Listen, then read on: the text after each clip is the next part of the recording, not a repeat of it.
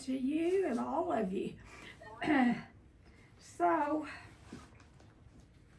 we're going to talk about going from a survivor to a thriver. A survivor is someone that has come out of any form of abuse. Which this is more geared a lot of times to sexual abuse, but it can be any kind of abuse, physical, mental, emotional. But the sexual abuse is a big one. It's a huge one, and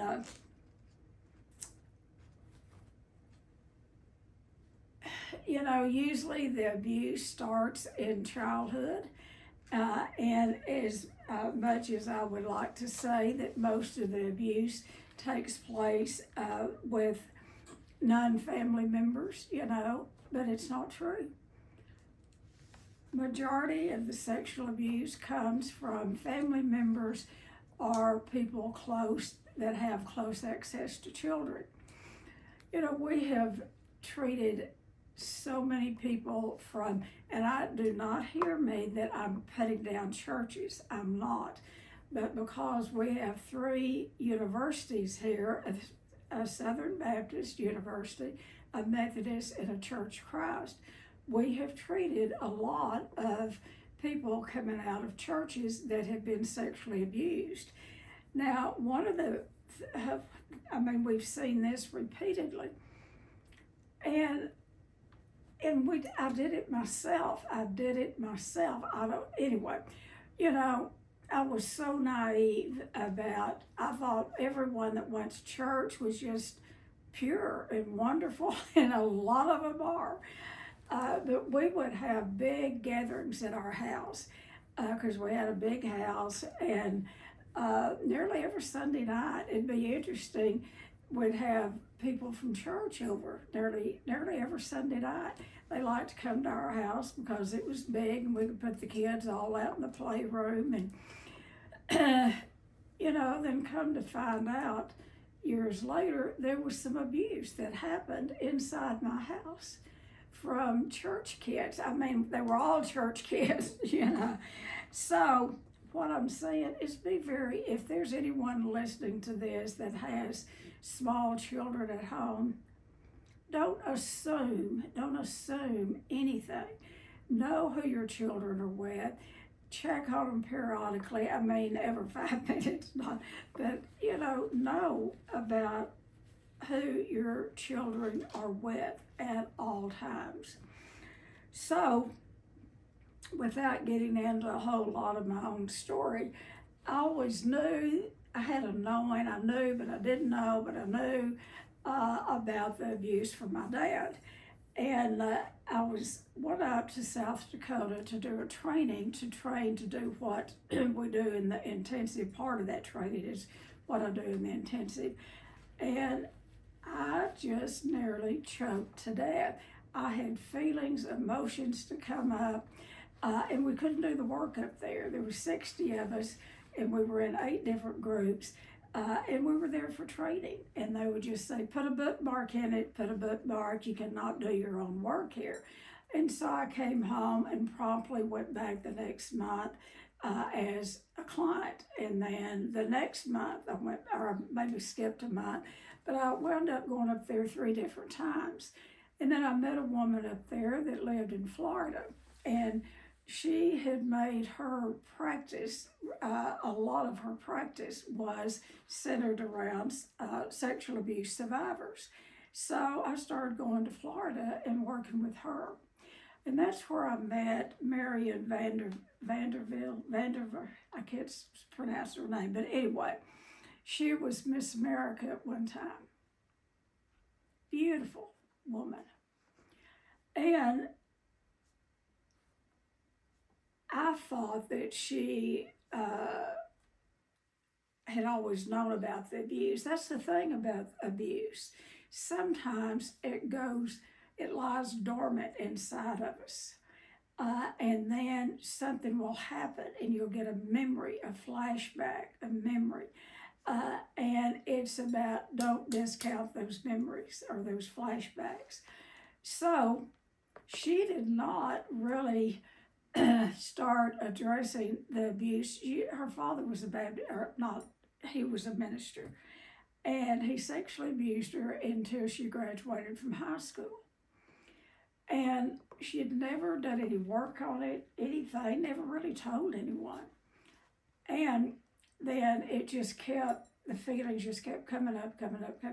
Anyway, she is a spokesperson today for, she goes, I met her, that's been so many years ago. We were both probably in our 50s, so I'm 83, so she's an old woman too, that it's, she really did. She didn't have a lot of supporters. It was her husband and her daughter that supported her because people don't like to talk about sexual abuse. And if they do, they whisper about it. They don't want to talk about it. Don't talk about it. But it was about that time that treatment centers started talking about it. And they started treating people. Sarah Tucson was the first one out of Arizona that I know about that really went. I know when I went to treatment in '85, there was no mention of abuse whatsoever. I went for my eating disorder and no mention of abuse. And today that would be, that would be ruled out. That'd be one of the first things with eating disorders. You'd rule it out. And what you mean by ruling it out, you do enough investigating and enough, good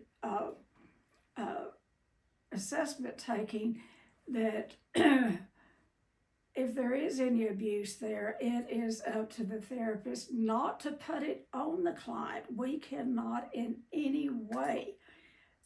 We may think that they've been sexually abused, but we keep those thoughts to ourselves. All we do is watch the client, give them information, and watch what they do with it when they come off of the substance that they have been using to cover up that pain, to push the pain down. So Sarah Tucson was way ahead of their time. I think it was about the time I went to treatment and they started treating sexual abuse. And they were even on, I don't know if it was 2020 or anyway, they were on TV. They did an hour presentation and they showed clients, but they blacked out their faces or something. And that's when I got intrigued by the work that we do here, because they were doing more with those clients than just talk therapy. They were actually doing experiential type of therapy. And so all of this was coinciding with my own issues coming up. I just don't think any of that was by accident. So I started going anywhere I could go to get information and to get training on sexual abuse. Now, I wasn't claiming my own sexual abuse at that time.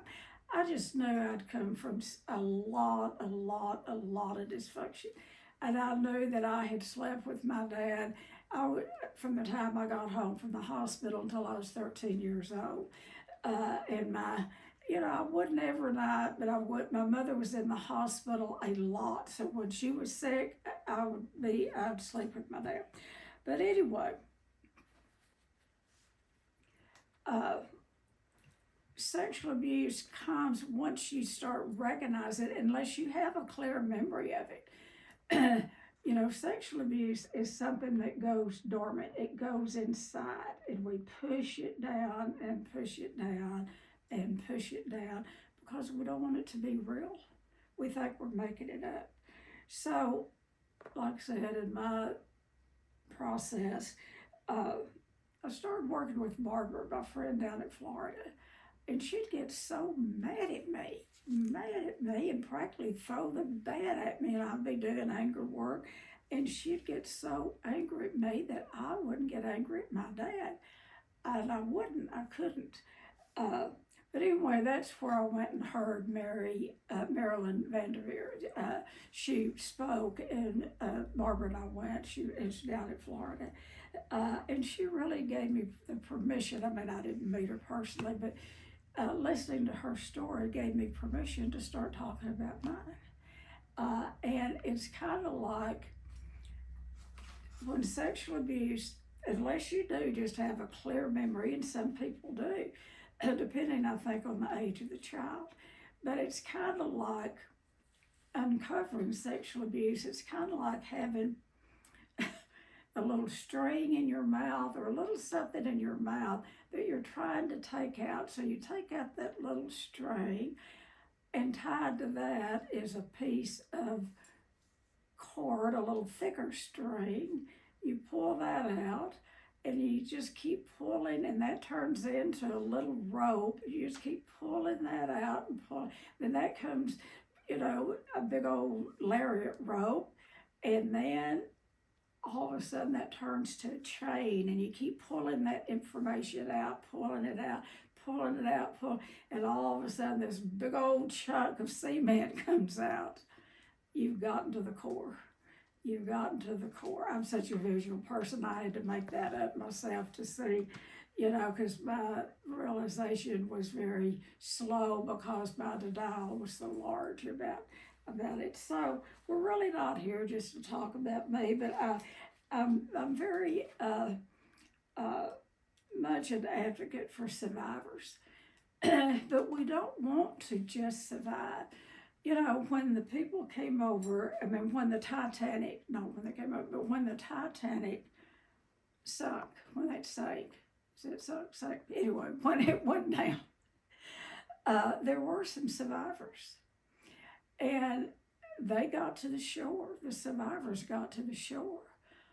Oh, and they were so grateful. They were so grateful.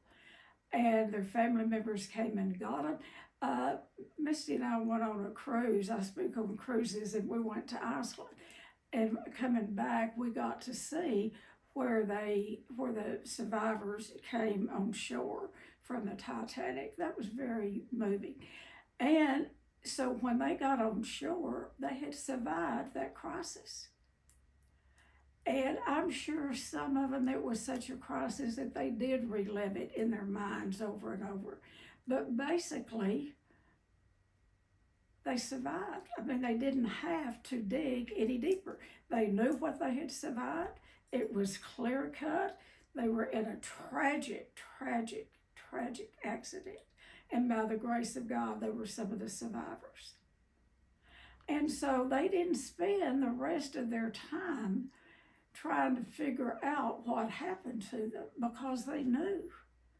Now, survivors, a lot of times, survivors do not have the memory of what happened to them, particularly depending on the age of the child.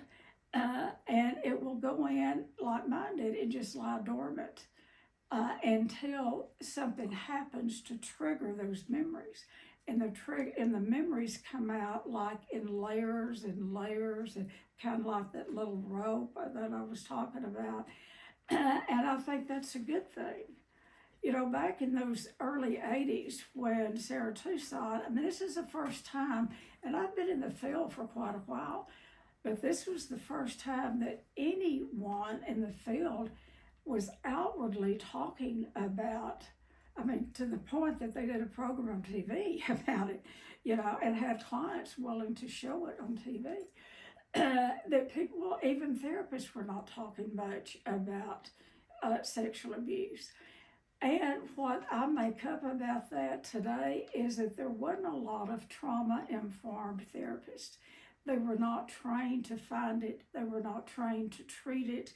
And this is where I encourage people. If you have an inkling that you have had any form of abuse from anyone across the board, good therapists, a talk therapist can talk you through it. They will help you get your story straight. They will talk you through it. And that's about it as far as they can take you. Get with someone that is trauma informed, that have been trained to treat the trauma. Because if you don't, you will talk it to death. You'll just talk, and you will relive it.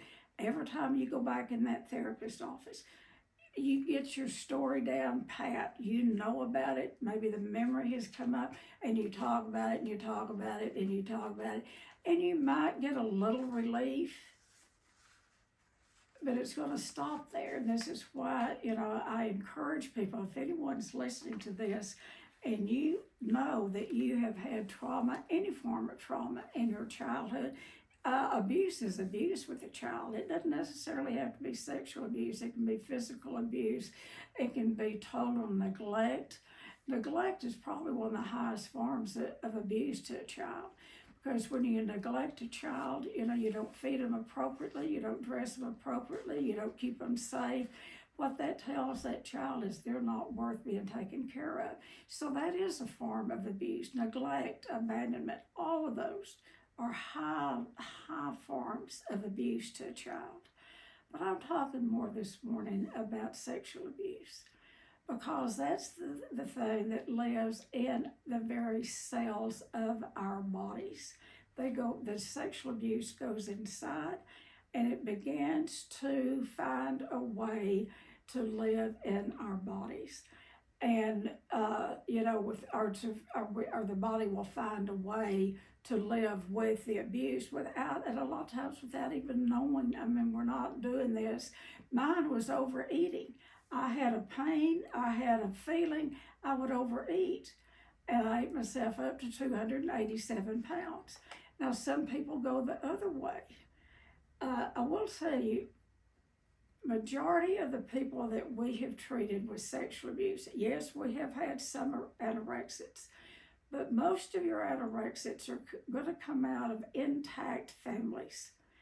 I have seen less sexual abuse with anorexics than any other of the eating disorders. I'll tell you where we see the sexual abuse is with your compulsive overeaters and your bulimics.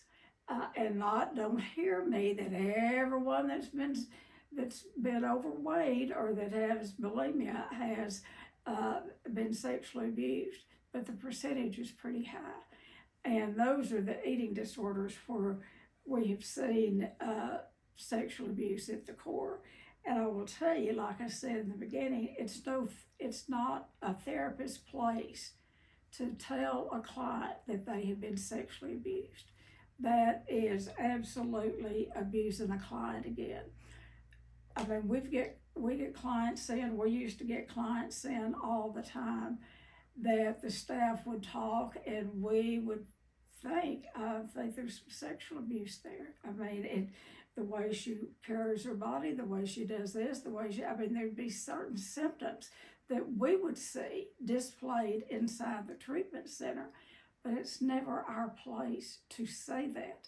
Our place is to guide them and do inner work to where and sometimes the client doesn't even have the memory of it. It goes so dormant, it goes so far down deep inside.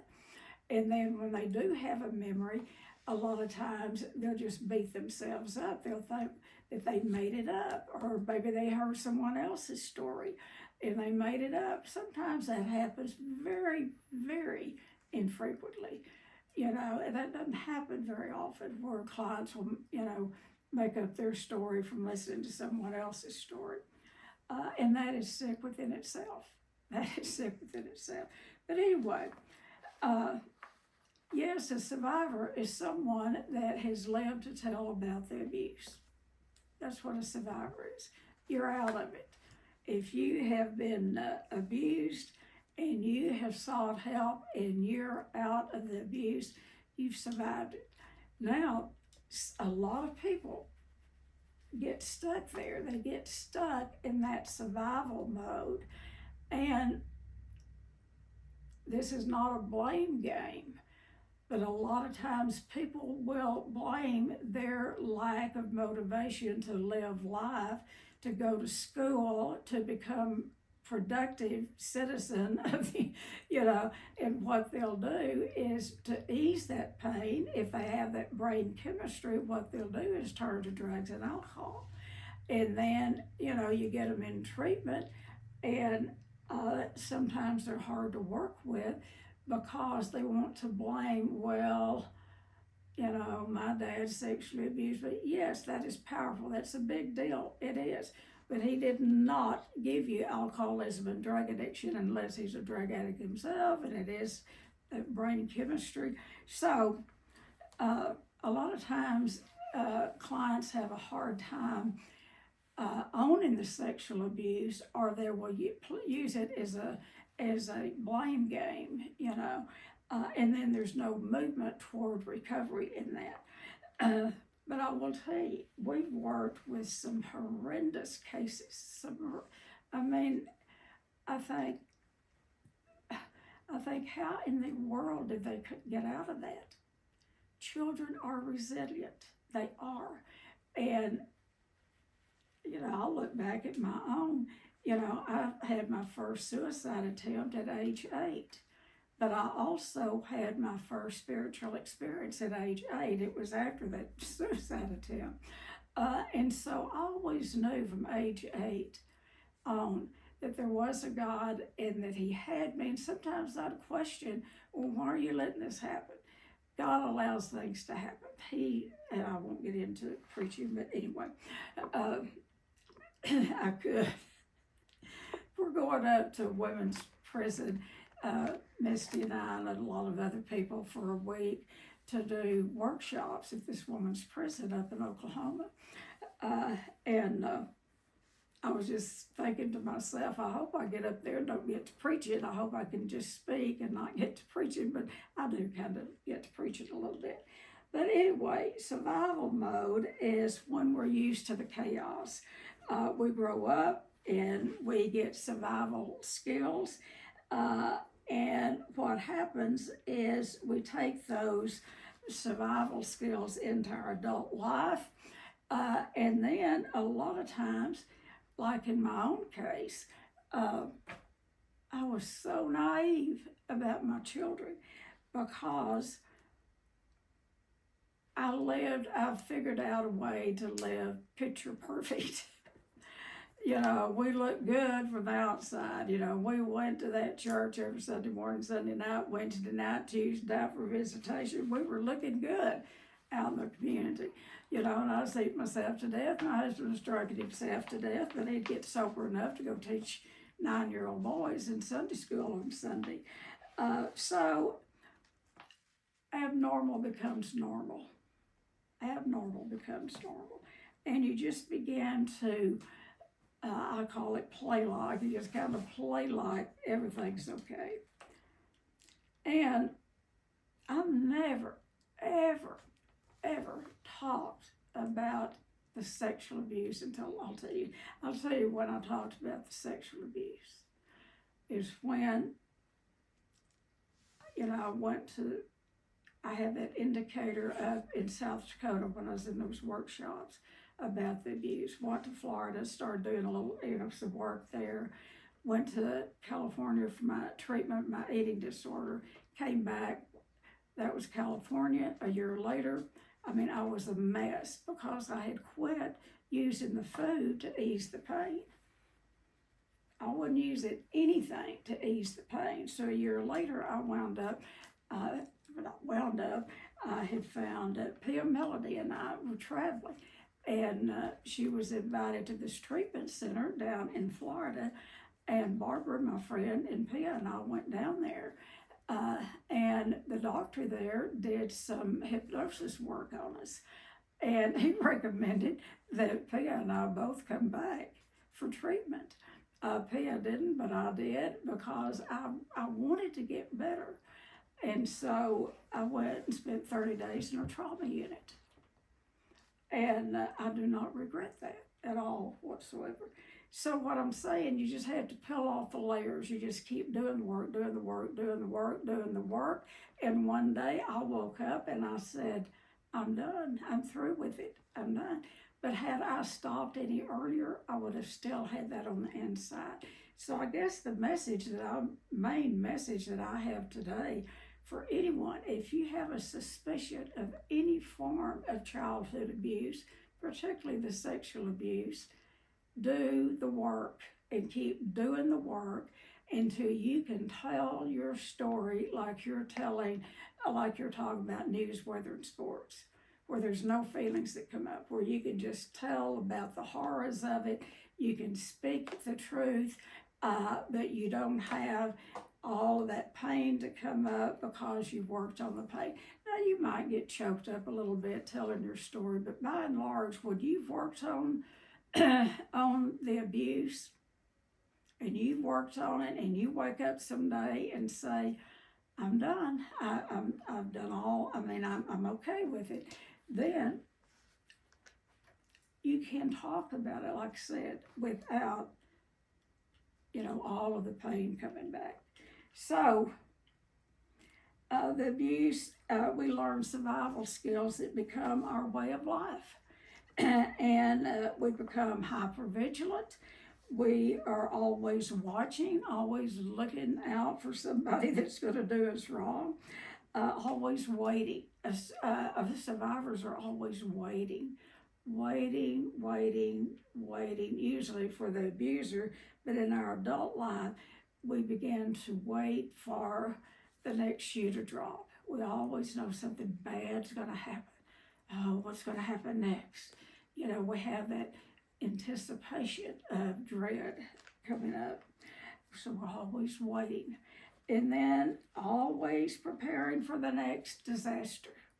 Well, what if this happens? Well, what if that happens? Well, what if, a lot of what ifs. And we don't trust people. We don't trust other people. Well, we don't trust ourselves.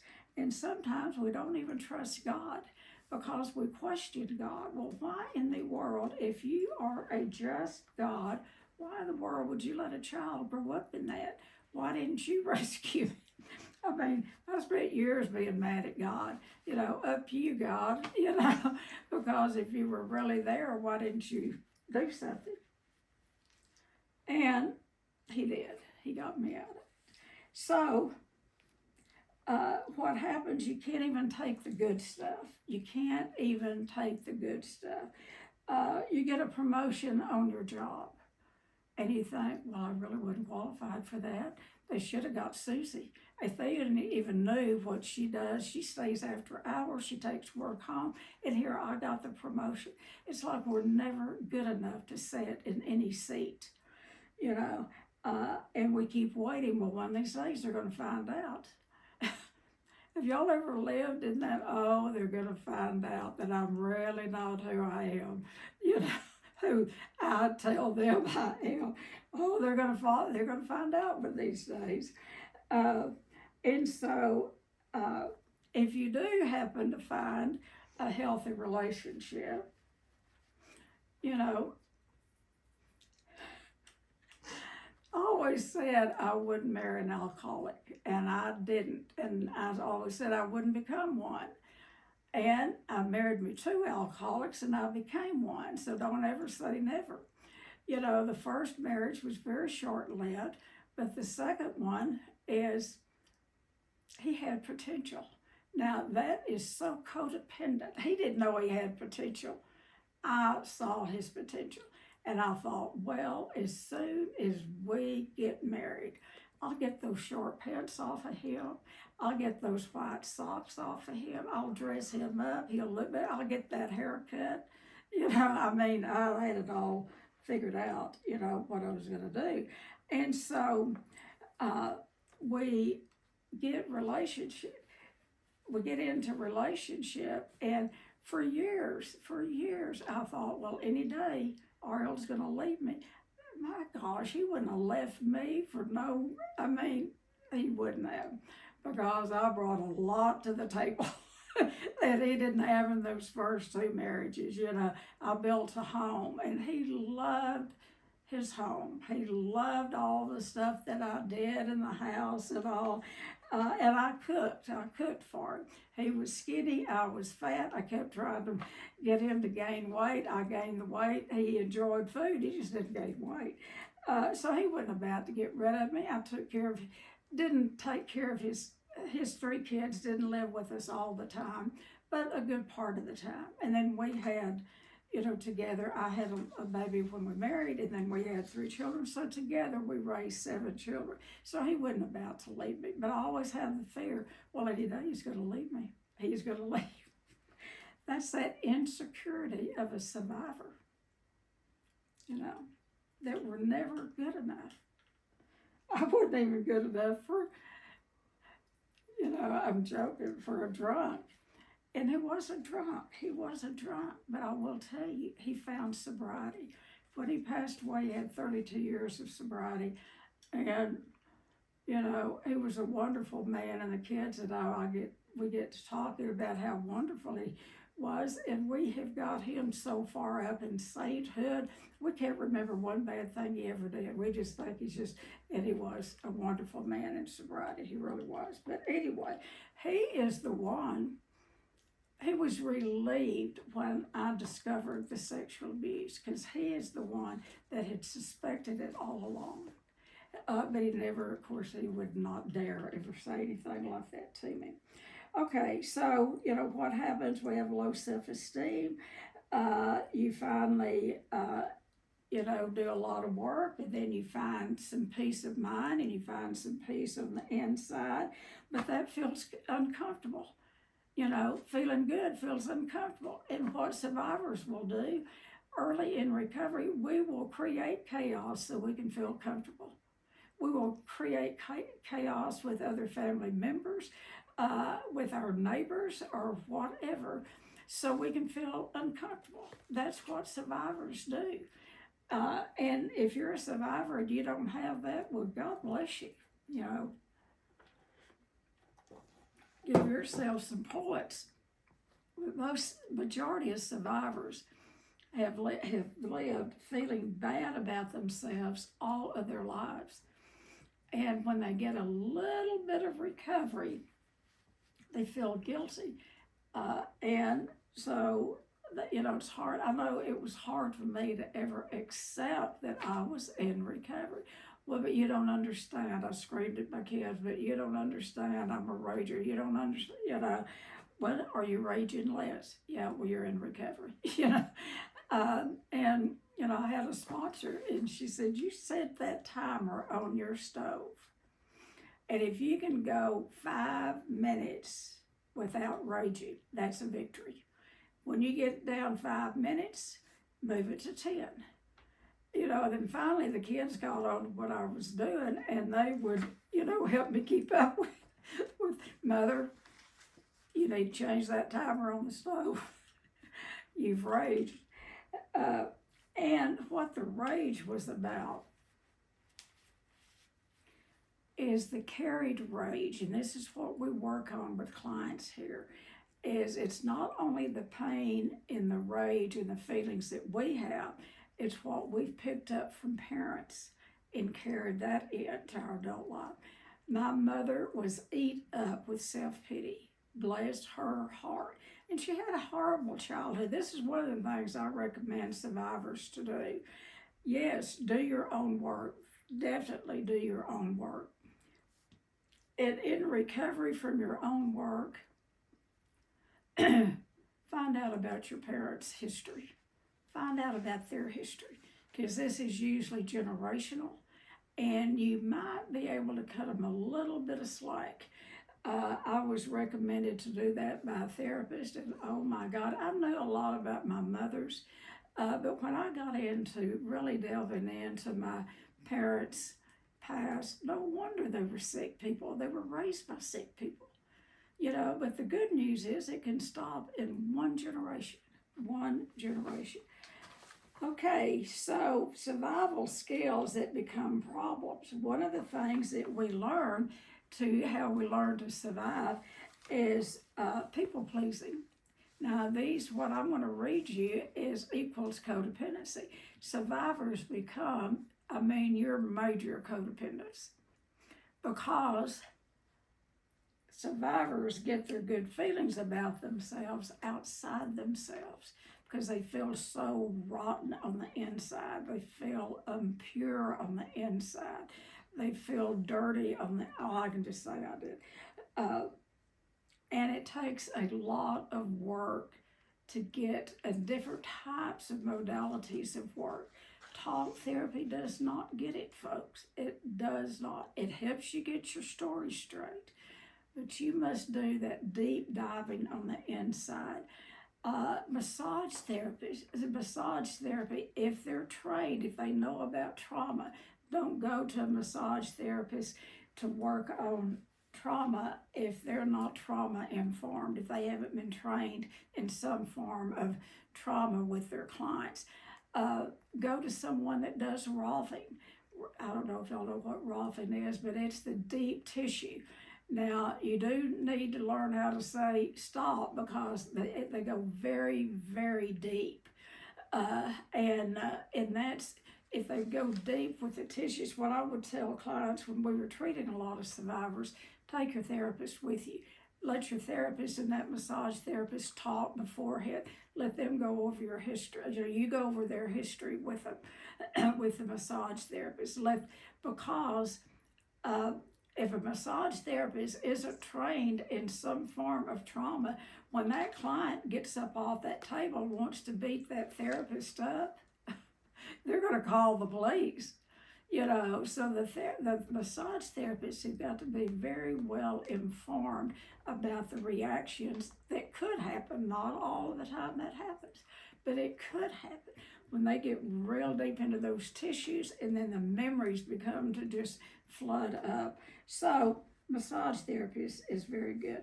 But what we do for survival is people pleasing and control. We get into that big C. We can't control what's going on inside of us, but we try to control everyone and everything in our path. Perfectionism. So we get into perfectionism, and then the next one, and it's such a kicker. We're procrastinators. We want it perfect, but we put off doing it.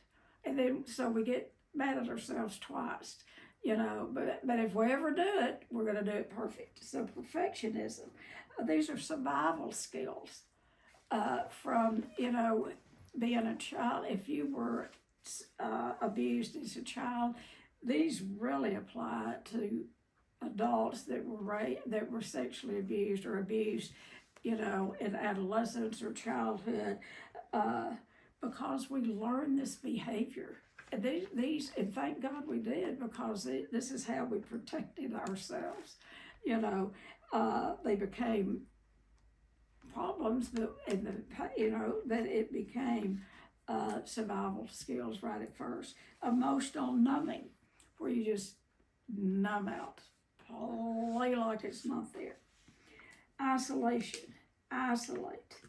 Hyper independence. That was me. I did not need anything, thank you very much, from anybody. But did you need something? If you needed something, I'd be there to help you. But do not try to help me. I'd jerk stuff away from people. No, I'm good. Do not touch my house or my dishes, or they're my. We become very highly independent because we were so dependent as children. So these things have protected us for a long time, but after a while they lose their usefulness, and so those very survival skills become problems. And how they become problems is like a kind of gone over, is these behaviors kept us emotionally safe. If we had these behaviors, it's just like we guarded our emotions. We would shut down. And as adults, they also keep us very disconnected from ourselves and from others. We disconnect, and it's just like, I'm not going to look at that. I'll tell you, getting to the real memories in my own abuse. I was down in New Orleans, and all of this took place within the same year. Going to this treatment center up in South Dakota, going to Barbara, all of this kind of was happening within the same year. I was just beginning to get memories. So I had gone to this big conference in New Orleans, and it was about sexual abuse, childhood or sexual abuse period, but particularly child. And it was in a huge auditorium thing, and it was pretty much full. And all around they had silhouettes like we do at Shades, and every one of them was by a client, and they had given them permission to hang them and all, but showing their abuse. I went by myself, although I did take the booth. I took a booth, set that booth up myself and all that, but all of that, I kept hearing, and the man, I can't remember his name, but he was an expert in the field at that time. He was the expert on childhood sexual abuse at that period of time. And when he got to talking about how it affected us in our adult life, I mean, I went on automatic pilot. I could not stay in that room. I started smothering down. I left the hotel. I left the booth. I left my clothes, everything. I went and got a cab, and I was coming home. And when we crossed over the bridge there, going to the airport, I wanted to jump out and fall in the ocean or the river or whatever. I could laugh about it. It was not funny. But I knew then I needed help. I knew then. So I don't know if, I think Cam was working, I can't remember, but whoever was working, sat someone else down, one of our therapists down, and she loved it. But anyway, she went down, finished the booth up, was there, gathered my clothes up, brought them back. But that was a huge indicator that I couldn't even stay in a room where they were teaching sexual abuse. So all of these things, so this is where survivors need to start watching themselves when they have a lot of energy around something. It could be a billboard, you could be driving down the highway. If you don't have the memories of the abuse, be aware of things that really kind of come at you and bring up some feelings. So these behaviors that we have found, like mine was overeating, mine was perfectionism, mine was cleaning house, mine was, my family looking good, everything had to look good from the outside. All that was, it keeps us emotionally safe. Okay, I'm all right. Because the teachers they tell me all the time, I have the best kids in school, and they say that they're the best dressed. Whew, I made it. It was all about the outward show. It was all about those compliments, because I felt like I was such a nothing, and so as adults, the abuse really keeps us disconnected from ourselves and from others. And so what protected us begins to hurt us. Like the food was my biggest protector. Volumes and volumes and volumes of food, and staying up all night and eating, sleeping maybe 3 hours a night, eating my kids' lunch up, what I was gonna pack for the lunch. Sometimes I'd already have the lunches packed, and I'd eat them up and have to go out. Thank God they started opening 24, little stores 24 hours. I'd have to go out and buy more food. I ate anything that I could get my hands on, and gained up to almost 300 pounds, because that's the only thing that would ease the pain for just a few minutes.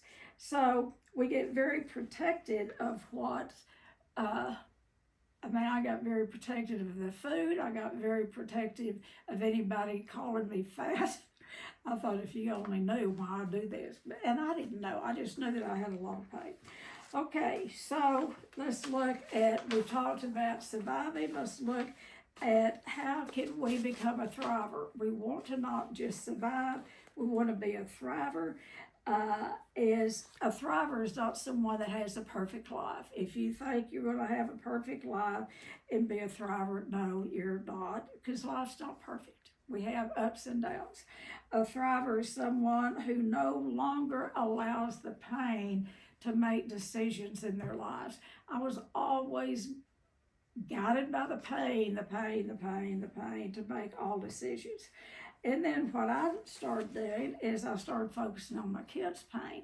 I'd get my kids help when I wouldn't get help for myself.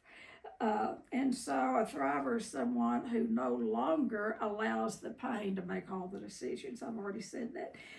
Their wounds is a part of the story. I can tell my story and pretty much tell it like news, weather, and sports, but I only tell it today when it's necessary.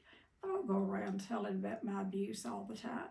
But if it would help one person, I'll tell it, and I'll probably tell snippets of it at that prison, because you can bet everything, and I'm not a betting person, but those women in that prison, it's going to have a high percentage of childhood abuse. You can mark it down.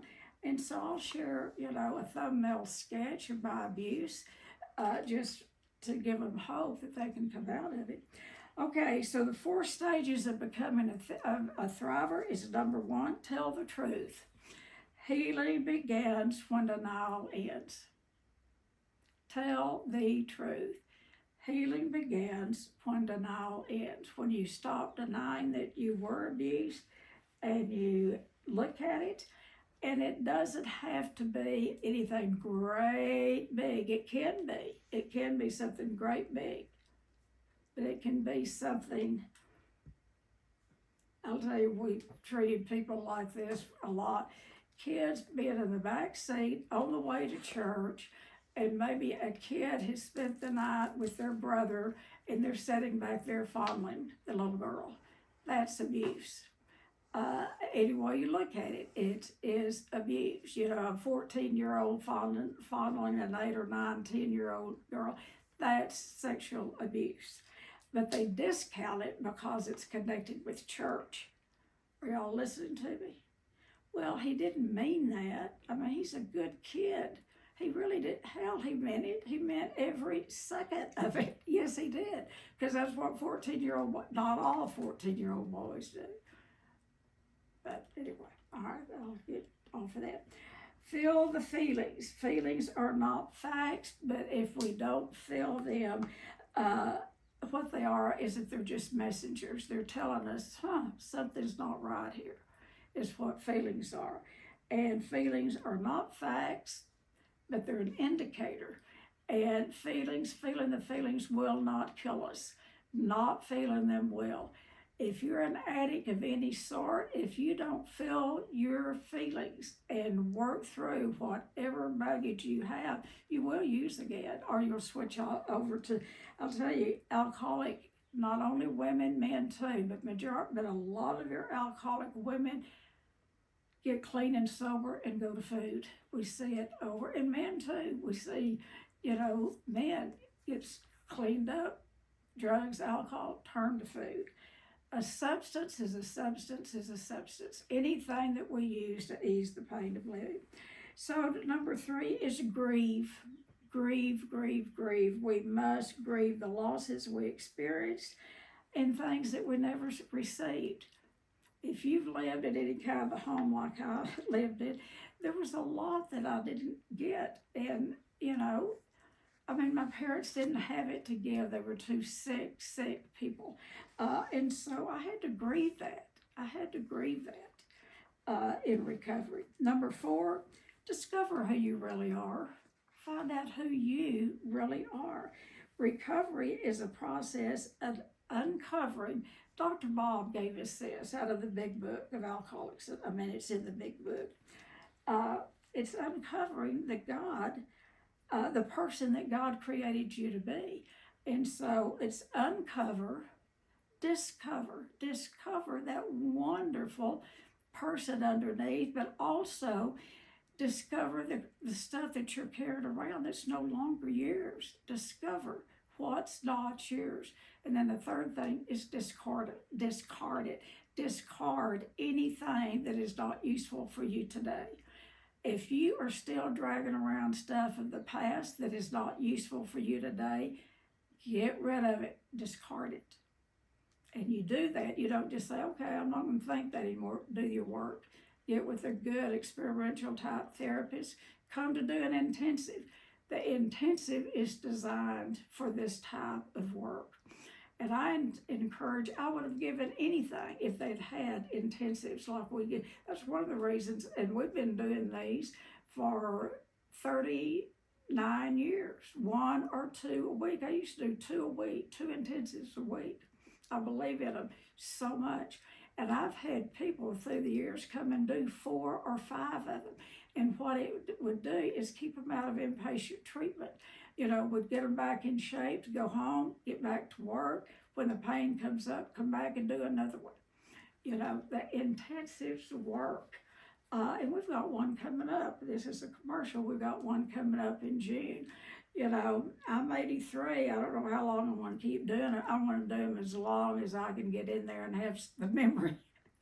And as long as Karen do them with me, they're my brain.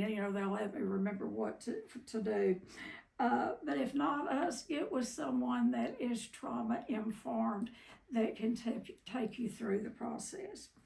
And then discover who you really are and the person that God created you to be. And that is precious and free. Precious and free. We are all perfectly imperfect human beings. So remember, thriving doesn't mean life gets any easier. Life's not easy. Do y'all think life is easy? Raise up your hand if you think life is easy and tell us, the rest of us, how you do it. Okay. Now, we can live a wonderful life, but life in general is not easy. And I think what thriving does, it does not mean that bad things are going to stop happening. Bad things happen to good people. Enough that there was a book written about it. If you've never read that, you might want to. Bad things happen to good people. And they're going to keep happening, even to thrivers. You can be a thriver and something bad could happen. You could have a child that's sick. You could have a beloved grandparent that passed away. There's lots of different things. Your house could burn down. Our clinical director at Shades, Trudy, had a beautiful home in Fairway Oaks. Beautiful. And the housekeeper was a beloved woman. She was a friend of mine. She cleaned out the fireplace, not knowing any. Anyway, thought that all the embers were gone. Anyway, because of the ashes were still alive, it caught something on fire and burnt Trudy and Bob's house down to the ground. And you know what Bob and Trudy did? They took that as a sign that they needed to really live life, and they got out and started traveling. Their life was a whole lot more than a big old house in the country club estates. They took what we say, took lemons and made lemonade out of it, And when you have that kind of mentality, nothing's going to get you down. Yeah, did she want her house to burn down? Absolutely not. I've got a table in there in my kitchen that Trudy gave me. She just, the few things that was left, she said, anybody that wants anything, come get it. So I got a table, and every time I sit at that table, I think of Trudy and her resilience. And they've gone through some bad stuff even after the fire, but there's teachers along our path to teach us how to get through bad times. And, God's the leader of that. All right, life still happens, and guess what? People are going to disappoint us and let us down. If you think just because you're in recovery that everybody's going to do what you want them to do, husbands, wives, children, that checker at the checkout, whoever, get over it. They're not. People are going to disappoint you. They're going to tell you one thing and not do it. I saw Kim go through disappointment last night. She has a stackable washer. I bought it myself, gave it to her for a gift many years ago. She's used it very little. It's almost like brand new. She put it on Market Street to sell. Got someone that wanted it so bad. Do not sell it to anyone else. We'll be there to pick it up. They never showed up. People are going to let us down. And she was so distraught over that. But I believed her. And I said, that family, they do not tell the truth. I could have told you they wouldn't pick it up if you had asked me. But I try not to be a fortune teller, So she's got it back on Market Street. She will sell it. I'm just using that as a point. Guess what? People are going to let us down. and we're going to let others down. You know, it's not just one-sided. We don't, you know, we want to keep our word, and then something happens. We either forget, or something else comes up that sounds like more fun or whatever. We let each other down. Get over it. Life still happens. The difference is survivors ask, how do I get through this? How do I get through this? How do I walk through this? Where thrivers say, what can I learn from this? A thriver says, this is my classroom. How can I get through this? What can I learn from this? The difference in survivors is, how do I get through it? A thriver says, what can I learn from it? So I don't have to repeat this. We keep repeating until we learn the lesson, and God says, okay, you got it now. You can move on to something, another lesson, another classroom. You know, what have I learned from this? And survivors, guess what? Live in fear. Survivors, I lived in fear that my children would be abused, and guess what? Some of them were, by family members. The percentage is very, very high. Most abuse comes from family members. Y'all know that? It's not the old guy up under the bridge with a overcoat on that's waiting to, you know, abuse children. Some of them do. I mean, there are, but majority of abusers come out of family systems, and that's cousins, that is brothers, that is sisters, that is uncles. You know, you watch those funny uncles coming around, you know. I mean, I'm serious. You know, do not let your children be in adults. Oh, I could just say a lot about this. Be careful who your children are with. Do not trust anyone with your children unless you really know who they are. You raise your kids. Don't expect somebody else to. Particularly, I mean, find out who you're, and I'm not down in the church, but there is a higher rate of sexual abuse inside organized religious churches than any other entity in the world. Do y'all know that? That's where the highest rate of sexual abuse takes place. That doesn't say much for churches, does it? Hello, are y'all still out there? They have the highest percentage. It's not schools, it's not homes, it's churches. Because people let their guard down. They go in and they trust people. And when you trust people too much, anyway. All right, so it always sounds like I'm against churches. I'm not. I am not against churches or organized religion. I'm just against it for myself at this point right now. All right, so in closing, you survived for a reason. You can tell you what your reason is to help others. No one in the world, no one, they can try to understand, but no one understands about a child that has been sexually abused unless another survivor. They speak the same language. And I would tell you, I would recommend, you know, one of the things, you're really more than your diagnosis. You're not your addiction.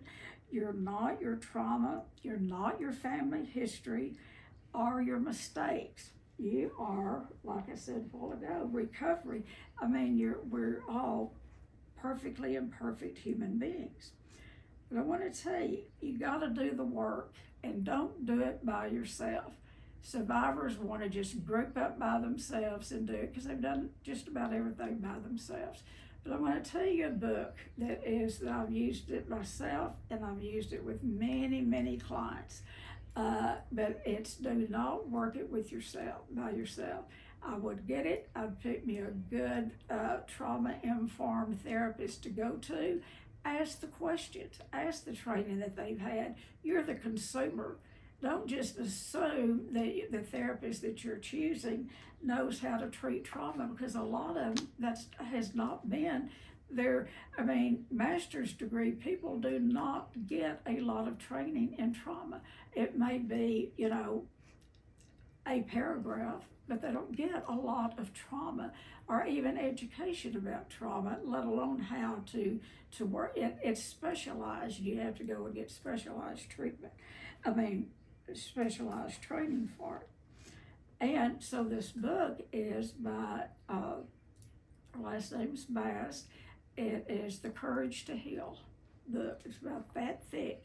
But what I like about the book, it's called The Courage to Heal. It's an older book, but it has an index. And if you're having a problem like with your body image, if you know you're a survivor and you're having a problem with your body image, and you either want to wear no clothes or you want to just put on layers of clothes, if you're having, that they'll go look it up in the index. And there'll be there'll be lessons on that.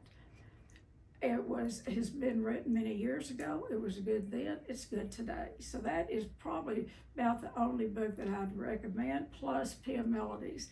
Anything that Pia Melody has written, I would recommend. And I don't recommend a lot of other people's books on childhood sexual abuse or sexual abuse at all. But those two books are good and they will guide you through your recovery, but don't do it alone. Get you a trauma-informed therapist. Come do an intensive work with us. We've got some good therapists that can take you through. After doing an intensive, I'll tell you one of the best packages we're offering after an intensive, do EMDR. And I would recommend that across the board to anyone. But don't do the EMDR first. Do the trauma work first, then the EMDR. All right, let's take just a minute. I'm going to ask Kristen if she has anything. You have anything you'd like to add? To be honest with you, Tennie, when you